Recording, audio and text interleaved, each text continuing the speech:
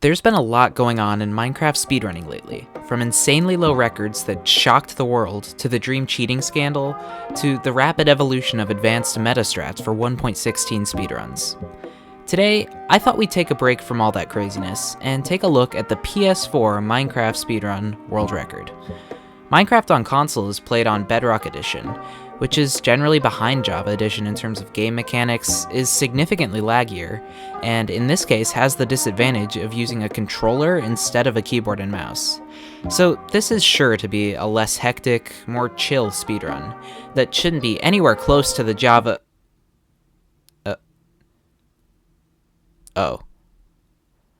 In a world of frantic Minecraft world records, this PS4 RSG run is the fastest of them all. That seems pretty counterintuitive, and it gets even crazier when you look at the actual run. Let's find out how a player on a PS4 was able to get a run a full minute and a half lower than the Java world record.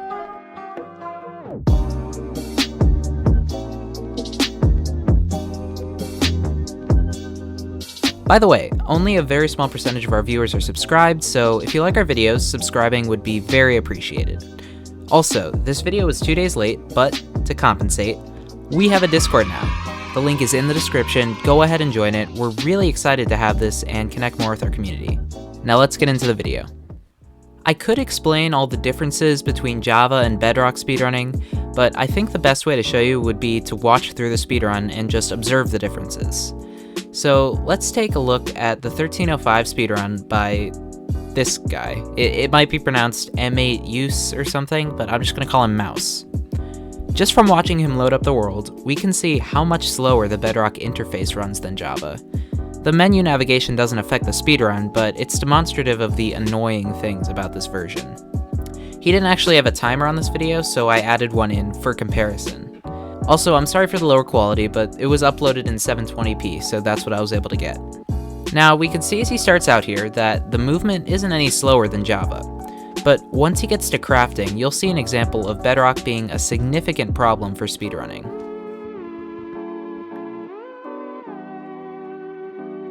That was his game lag there, not any video lag on your end, and that counts towards in-game time. On the other hand, one benefit that might not be expected, as you can see here, is fast crafting due to the very fast navigation of the recipe book. To be fair, most people would still probably be slower crafting this way with a controller than manually on a mouse and keyboard, and it's actually really impressive how good he is at crafting this quickly. So far, it's a pretty regular speedrun. He spots a ruined portal over here and breaks the chest to save time. He then loses a fair bit of time on the iron golem because he places the block in a bad spot at first, and then he has to deal with the iron golem just ignoring him for a couple of seconds.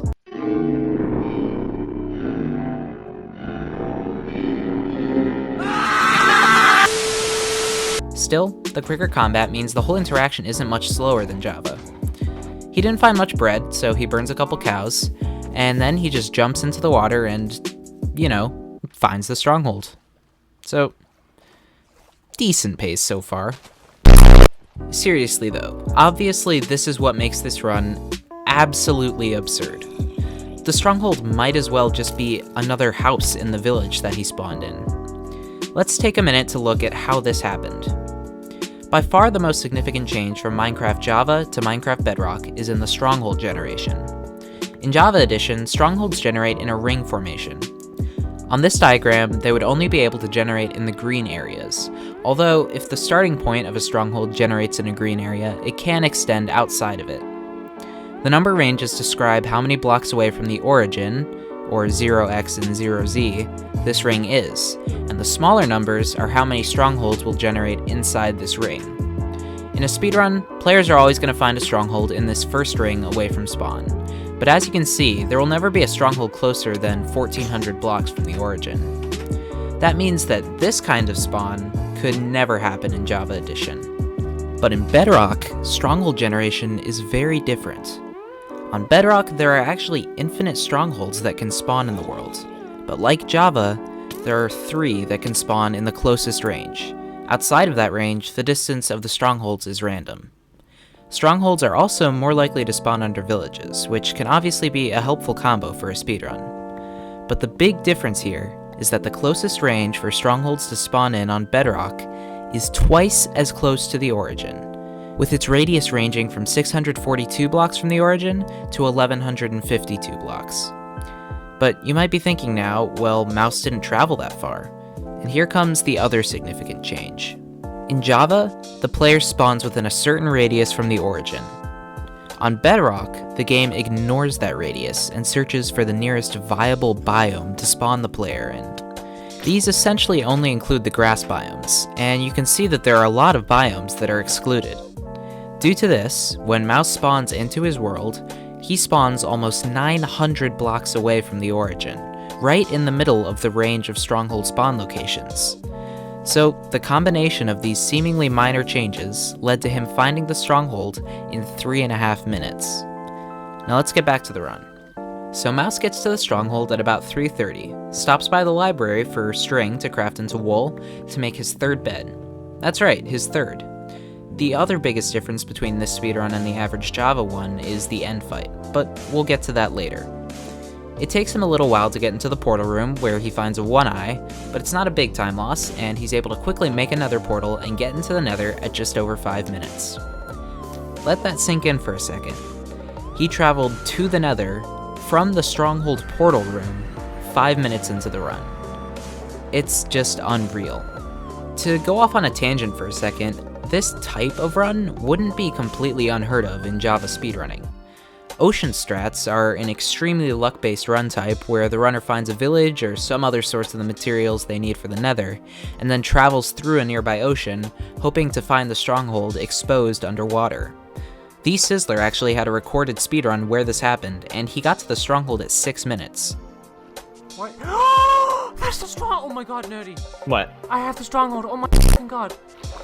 There's no way. I have the Stronghold. I'm not joking. I swear to God, is that the portal room? No, you're definitely trolling. No, it's not the portal. Oh my god. I have the fucking Stronghold. I have the fucking Stronghold. Oh my god. Oh my god. Oh my there's no way. But the problem with this in Java is that if you're that far from spawn, you're a lot less likely to find another fortress.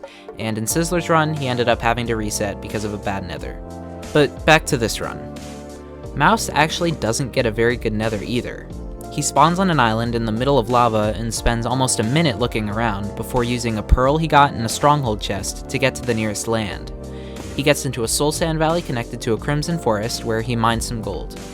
He does this for about a minute and gets 8 gold, which he drops to a piglin and hopes for a good trade.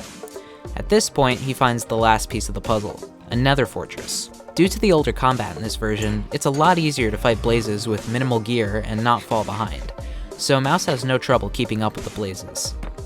After a minute of about average blaze luck with 3 rods, he sees a large group of blazes at the edge of the fortress, and while it doesn't really pay off with 1 more rod and 5 blazes killed, he does go to check what trades he got to discover that his 8 gold got him 14 pearls. This is actually a really smart play, because if he hadn't gotten the pearls he needed from that 8 gold, which was very likely, it would have been much more efficient to get more gold and have the piglin continue to trade while he killed the blazes, instead of adding a bunch of time by doing it after.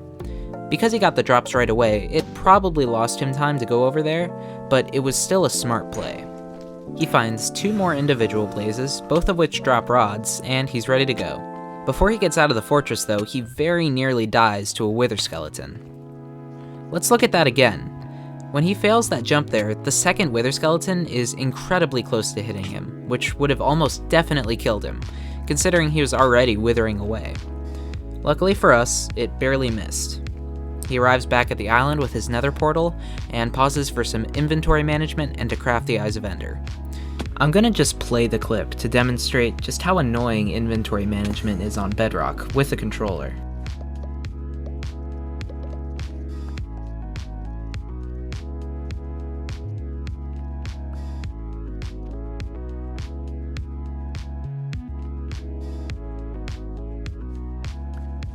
On Java, that would take at most maybe 4 seconds, so you can see why no one expected a Bedrock speedrun to beat the Java world record. But now it's time for Mouse to leave the Nether. For comparison, the second place run for Java, which is a more fun comparison here because it's only 20 seconds slower, and the first place run Nether traveled, left the Nether over 4 minutes faster. But as you might recall, there's a pretty nice spot waiting for Mouse when he leaves the Nether portal. it takes the aforementioned second place run 5.5 minutes in between leaving the Nether and entering the end. It even takes the first place run, which Nether traveled successfully, over 2 minutes. It takes Mouse less than 30 seconds, including some more painfully slow inventory management. Now, the thing that's most different in this run from the average Java run is the end fight, which is really crazy.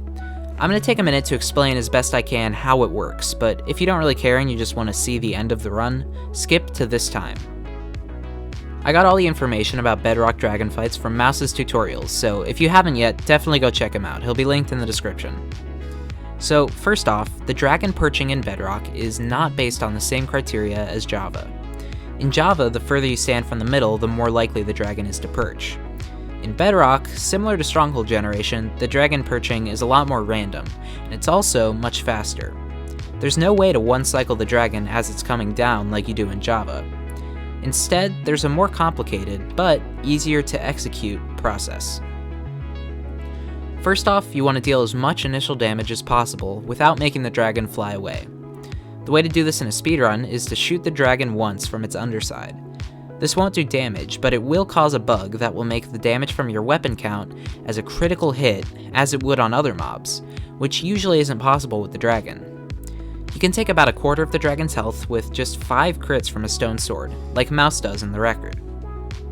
Then, you leave the perch area and place an obsidian or a crying obsidian lined up with the dragon's head so that you can place beds off the side of the obsidian and deal maximum damage to the dragon. Then, you walk about 6 blocks forward and diagonally so that you're lined up with the dragon's head outside of the perch area. You tower up about 11 blocks and place lava over the side of the tower so that the lava falls down in front of but not touching the dragon. You can then go back to the perch area, take out 3 beds, and rapid fire place and explode them. The reason this works is because after you detonate the first bed, the dragon starts to fly away, but the lava in front of it slows it down enough that you can quickly place the next 2 beds and kill the dragon all at once. This strategy is great because it doesn't require any timing or aim, just the right setup. And as you can see, it led to a way faster end in the world record run. So now, let's get to the best part, and watch Mouse set an insane world record.